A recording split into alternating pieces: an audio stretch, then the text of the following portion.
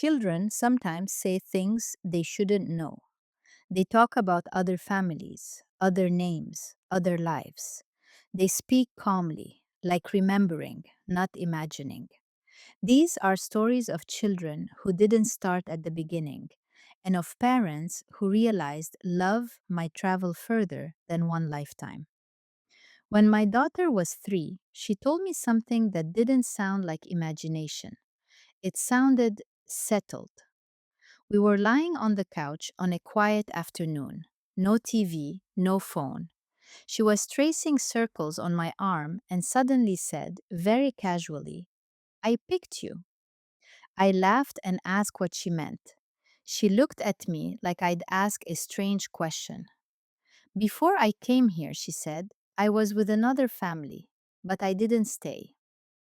I remember my stomach tightening, not from fear, just from the weight of how calm she was. She told me she was up high watching families, that some were loud, some angry, some too busy. She said one family was very strict. The parents argued a lot. She said she felt scared there. So I flew away, she explained, making a slow motion with her hand, like drifting rather than flying. Then she said, I saw you and Dad. You were tired but kind. I liked that. I asked her why she chose us. She shrugged. You would listen. I didn't ask more. I didn't want to turn it into something theatrical. But she added one more thing that stuck with me. She said, I almost forgot everything when I came inside my body, but I remembered just enough to tell you. She never talked about it again, not once. But sometimes she looks at me with a familiarity that feels older than this life. And sometimes I wonder if love is stronger when it's chosen twice. Her died suddenly. No long illness, no preparation. Just a phone call that split time into before and after. A few weeks later, I dreamed of her. It wasn't dramatic. No bright light, no music. She was just sitting at our old kitchen table, drinking tea, like nothing had ever happened. She looked at me and said very clearly, You're going to have a baby. I told her that was impossible. She smiled and said, Name her Elena. I asked why. She said, Because that's my sister, and she's ready to come back. I woke up crying, but calm. Months later, I found out I was pregnant. I didn't tell anyone about the dream, but the name stayed in my head like a soft echo. When my daughter was born, I looked at her and knew.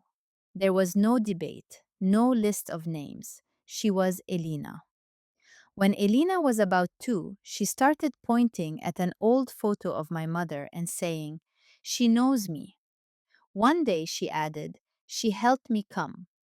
I never told her about the dream. That's the part that still gives me chills. Not fear, just awe. Like some things move through families quietly, without asking permission. It started with whispering. My daughter was 4. I'd hear her talking in her sleep, but not in our language. At first, I thought it was nonsense sounds. Then patterns emerged rhythm, repetition. One night, I recorded it.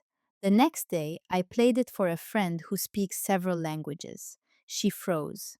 That's not gibberish, she said. That's Romanian.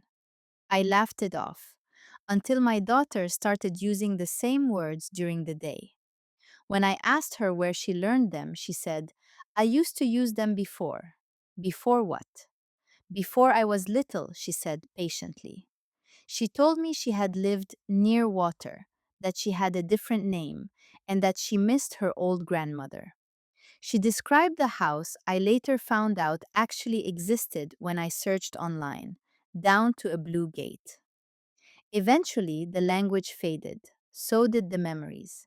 Now she doesn't remember any of it, but sometimes she hums a song I've never heard, in a melody that feels like it comes from somewhere else. I don't ask questions anymore, I just listen. My son used to wave at mirrors, not smile at himself, wave, like greeting someone. When he was 5, he told me, "That's the man I used to be." I asked him what he meant. He said he was older before. He had a beard. He worked with wood. He died in an accident and didn't like it, but it was fast. What unsettled me wasn't the story, it was how little emotion he attached to it. No drama, no fear. He said, "This time I wanted to be a kid longer." That sentence broke me. Over time, the mirror conversation stopped. He became fully here, fully now. But I kept thinking, what if growing up isn't the first time for everyone?